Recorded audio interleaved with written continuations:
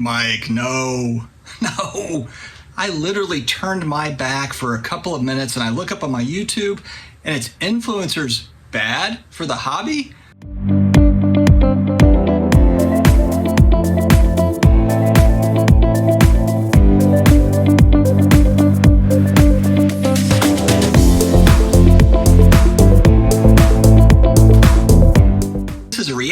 To a video, which influencers are good and bad for the hobby, which I was actually lumped in with some actual influencers in this video. And it's always kind of fun to watch videos that are about yourself because it's funny, it can be entertaining, and then you get the comments, you get the joy of the comment section. And so let's just go right to it. I mean, I'm going to go directly down to PK3739 with this nasty, mean comment. I'll read it. So first he talks about Jeff Wilson, sports card collectors, one of the biggest hypocrites, blah, blah, blah, blah. As far as Dustin SCD goes, that's me. I finally unfollowed him, and it's the first and only time I've done that with anybody. So I'm a special kind of terrible. It seems like he got into financial trouble and is now in all this to make up for it by making videos just to make them with no creativity? What's this? Yes, exactly. But it's or original thought. Man, you are one pathetic loser. On top of endless reaction videos, fair enough, been doing quite a few of those lately. Come on in and join my crew. You take the card and put it in the sleeve. He crams a lot of ease, every possible sponsor ad that will give him money down everybody's throats. It's too painful anymore. Wow, it's too painful. I don't want to cause people pain. So for God's sakes, PK, do not watch, because it's the last thing I want is to cause pain.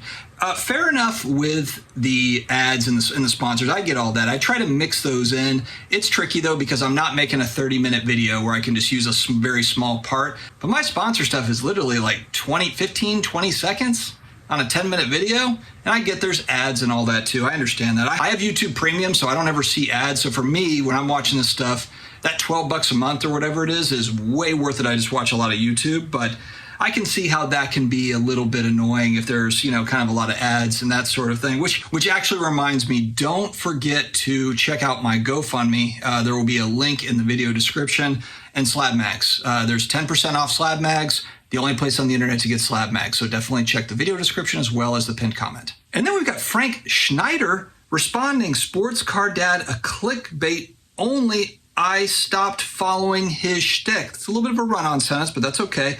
Big fan of Sports Cards Live with Jeremy Lee. I am as well. And actually, DPZ on my channel is running a show with Jeremy Lee, taking stock. That will be every Tuesday evening. You can check that out on Sports Card Live. Frank Schneider. It will also stream to my channel as well, so you can catch it either way. Mike goes on to say, he makes content. It feels like just to make content, and that I'm a reporter.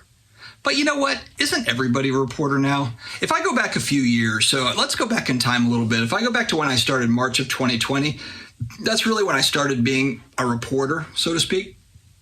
There was not a lot of channels doing it consistently. Not very many at all. Actually, Neo Cards and Comics, shout out to him. He's got his 3 years on YouTube. By the time you see this, I will have already been on his live stream from the night before. And we have similar channels in that sense. And he started doing that in July of 2020. So we were kind of those daily news YouTube channels. And I'm not saying that we were the first. We didn't invent it. There was stuff like that before. Sports Card Radio did do videos on YouTube going back 2018-19, probably even before that. I've caught some, but it wasn't at a consistent pace. That's what I'm talking about when I say daily. And so I'd like to think that we've inspired a lot of folks, because now there's a lot of reporters. There's 1,000 channels that are reporting, including Bench Clear Media, including a lot of other channels, and a lot of longtime hobbyists that have decided to get in on that news game. I like to do the reaction videos for a variety of different reasons. And some people think that it's just all drama, but I do a lot of shout outs to other channels. I did one for Victor, the rookie card specialist, and he actually messaged me after and he said, hey, I got over 100 new subscribers. I didn't know how. And then I saw that you did a reaction video to my video, and it was a positive one. So, I mean, I made a video about his channel, about a video that he did, and it got a strong reaction, helped boost his subscribers. I do that for a lot of different channels, and they'll do that for me on occasion as well. I'll get shout outs on other channels. I feel like that's kind of the YouTube camaraderie. So the reaction video, although some will take that as like, oh, I'm just being negative, it's really the entertainment arm of YouTube content. It's supposed to be fun. It's supposed to be funny. It's not supposed to be something mega serious, even though as you dive into the comments, you find out that people are pained and it's very, very serious. No, there's real world things that are actually painful. YouTube is just an escape, and you either like who you're watching, you don't like who you're watching. Hell, me and my wife watch, what's the show we've been watching? Farmer Wants a Wife. We've watched like 5 seasons of this idiotic show. It's awful. You got all these doofus farmers that act like they have never talked to a female in their entire life, and they just bumble and tumble and wumble and gumble, all the other words that rhyme. But it's hard to watch, but it's literally just something to put on while you're while you're going to sleep or whatever. I think that's what a lot of sports card content can be at times. If people think that they're putting out a 30-minute show, a 1-hour show that's really riveting on the sports card hobby, I've got news for you guys. Like, yeah, some of it's great, some of it's good. There's some good nuggets out there, but it's mostly just us listening to ourselves talk. It's just background noise on a jog, on a long drive or whatever. That's what these podcasts are. I know people think that this is some amazing thing that we're all doing here. It's not. We're just entertainers, and some people do it differently than others. Secondly, I'd like to address Mike saying that I make content just to make content. I think what a lot of people just struggle to understand is I really enjoy making the content part, where I feel like there's a lot of people that make content because they feel like they have to, because they're trying to build a brand for their company or whatever the case. They're making content just kind of out of necessity because you need to have a social media presence. I actually enjoy that. And I was making content long before I ever got a sponsorship. 18 months, frankly, every single day.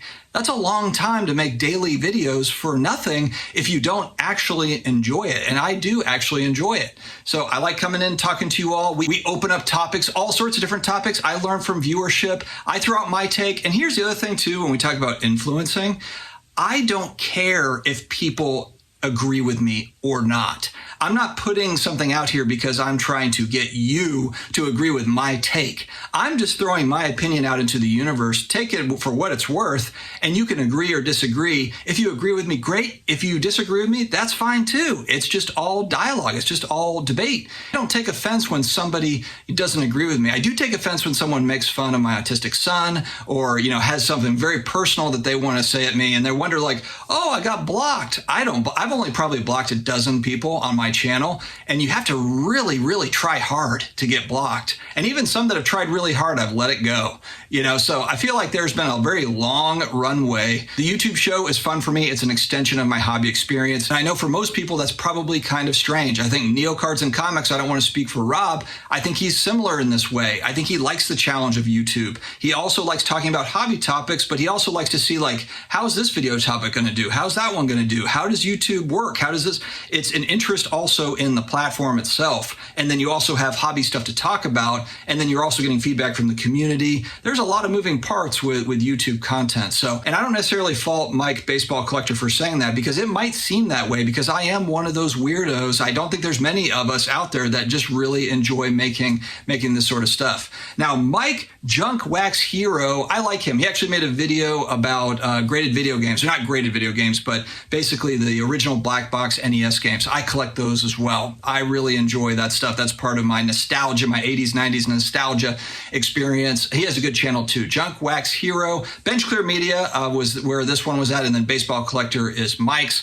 Definitely check out all of these channels. Again, guys, I don't take any of this stuff personally, even if they had said that I'm a terrible person. That's just all part of the game. So anyways, PK, please check out my GoFundMe account, and please buy a Slab Mag, please. Stay healthy, stay awesome. I will talk to you again later.